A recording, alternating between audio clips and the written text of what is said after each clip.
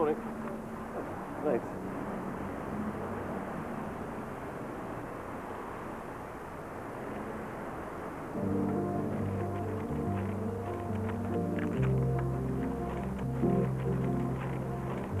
Dear David, how are you?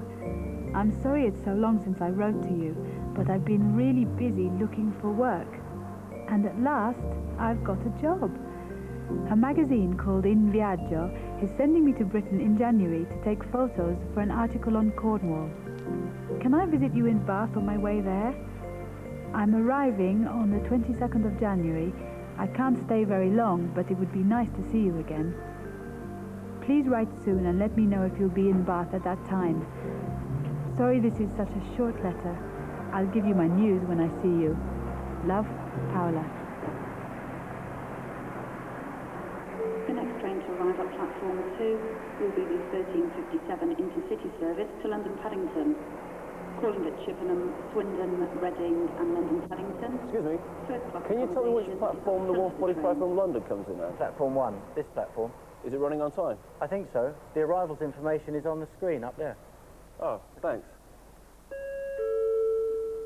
We would like to apologise to passengers waiting for the 13:55 service to Cardiff Central. This service is running approximately 10 minutes late. The next train at platform 1 will be the 13:45 intercity service for Bristol Temple Meads only. This is the 12:20 service from London Paddington.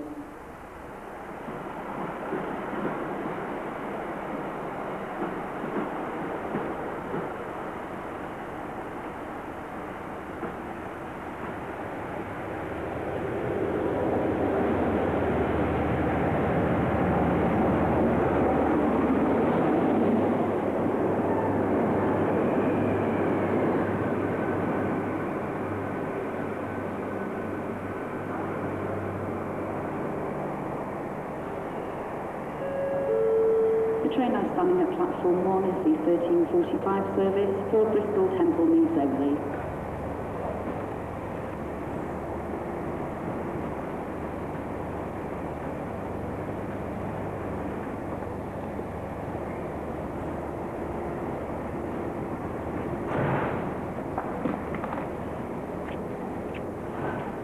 It's great to see you. You looking well? So are you. Oh, roses. How lovely, thank you. Yeah, let me take your case. What have you got in here? It's not that heavy, David.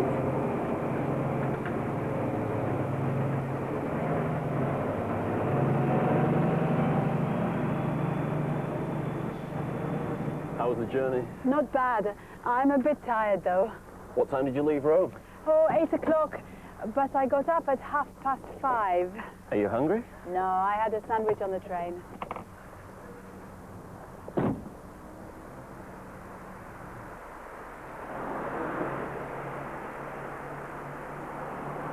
When are you going to Cornwall?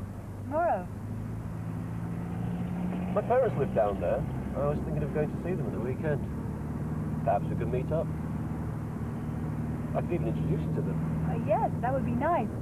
But I've got a lot of work to do. Oh, don't worry, I won't get in your way. Oh, I didn't mean that, just... No, it's okay. Look, if you've got time, we can meet up. If not, well, never mind. I could drive you down to Cornwall if you like. Oh, I'm going to hire a car. The magazine is paying. But thanks anyway.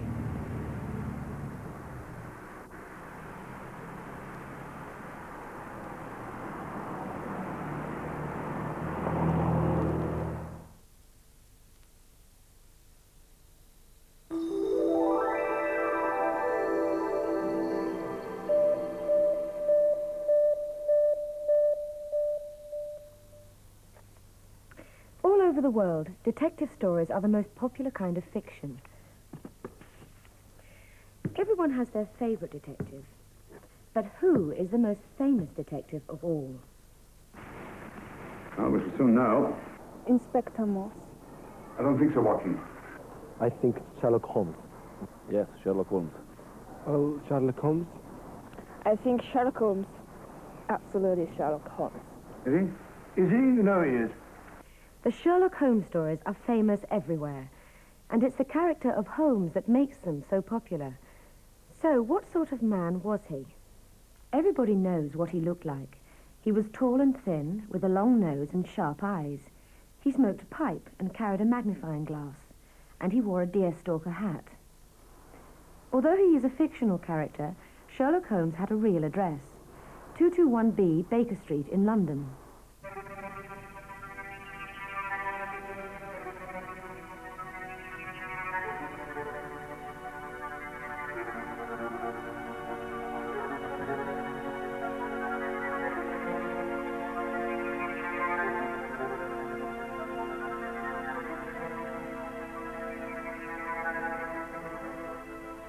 Today, this is the Sherlock Holmes Museum. Many people believe that Holmes is a real person. Every day, letters for him arrive at this address. Oh, Dr. Watson, this came by hand for Mr. Holmes not 10 minutes ago. Thank you, Mrs. Elson. Holmes was a very intelligent man. He was an expert in chemistry and investigated crime like a scientist.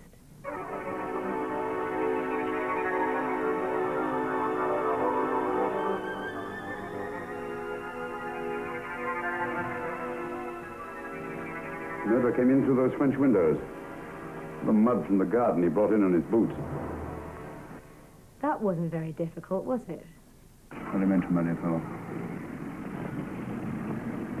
Sherlock Holmes had many other abilities too. He was strong and athletic. He was a good boxer, and he was a master of disguise. He was also a superb violinist. In fact, he was the original Superman.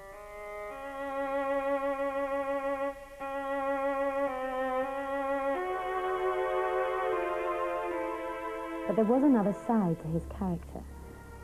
Although he was very clever and successful, Holmes was a rather sad person. He thought everyday life was boring and depressing. And when he was feeling miserable or bored, he spent all day in bed. And sometimes he took drugs. Drugs? Yes, he took cocaine. Before it became illegal, of course. He shared his flat with his only friend, Dr. Watson. Holmes never fell in love, and he never married. He said that he didn't understand women. Dr. Watson described him as a brain without a heart, more a machine than a man. Detectives are often more famous than the writers who create them. Let's see if people know who wrote the Sherlock Holmes stories. That's a very good idea. Yeah, it's a very good idea. I don't know. No, I don't know. I don't know, sorry. I don't know. The author of the Sherlock Holmes stories was Arthur Conan Doyle. He was born in Scotland in 1859. He was a doctor, and he wrote detective stories in his spare time. Conan Doyle wrote 26 Sherlock Holmes stories between 1887 and 1895. Then he decided to kill off his hero. Holmes' greatest enemy was Professor Moriarty. Oh, Professor Moriarty.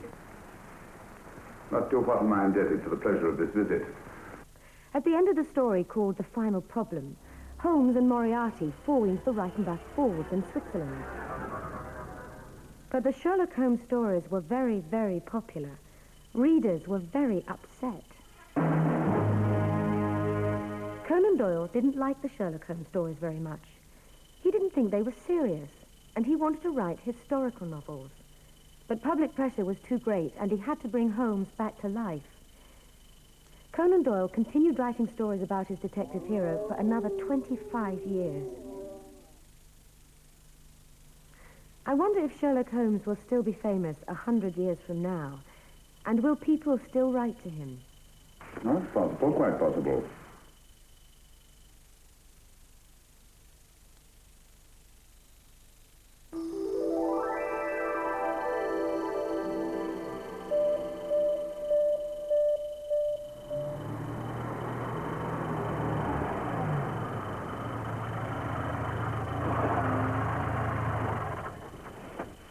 Are you sure you don't want me to drive you down to Cornwall?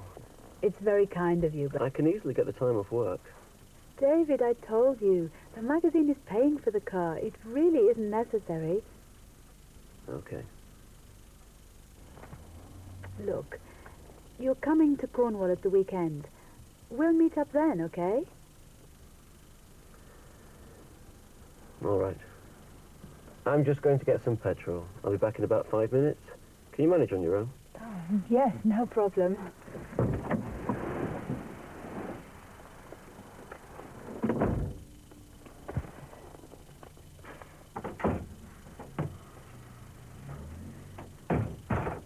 Can I help you? Yes, I'd like to hire a car for 4 days. What size of car would you like? Small, please. Would you like an automatic or a manual? Not automatic. Manual, right. Just you, is it? Yes. Well, I'd recommend a Ford Escort. For 4 days, that'll be £150. That includes VAT, unlimited mileage, and comprehensive insurance. But there's an excess of £75 on the insurance. I'm sorry, what do you mean? Well, if it gets damaged in an accident or a break-in, you have to pay the first £75 and the insurance company pays the rest. Okay, I understand. How would you like to pay? By credit card. Visa.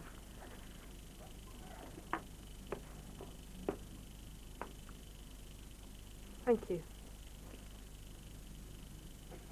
I'd like to leave the car at Heathrow Airport, if that's possible. That's no problem, but there's an additional charge of £50. Okay. Could I see your driving licence, please? Thank you. Could you give me a local contact address?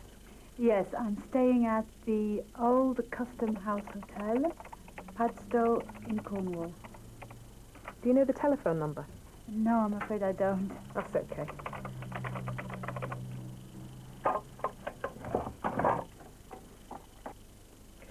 Right, the amount here is left blank until you return. The petrol tank is full when you start. If you return it full, no extra charge is made. Okay, if you could just sign here.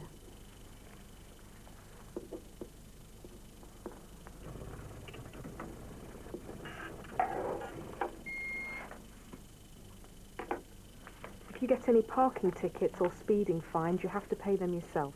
You mustn't take the vehicle outside the UK. If you could just sign here and here.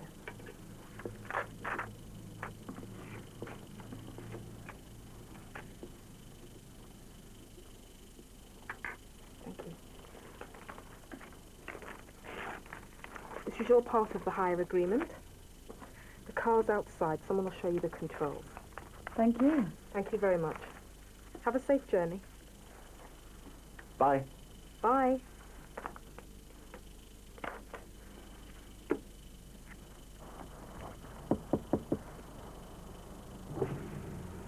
We drive on the left, don't forget. Very funny, David. I'll see you on Saturday. Call me when you get to the hotel. Okay. And thanks for dinner last night. It was lovely. Anytime. Goodbye. Bye. Safe journey.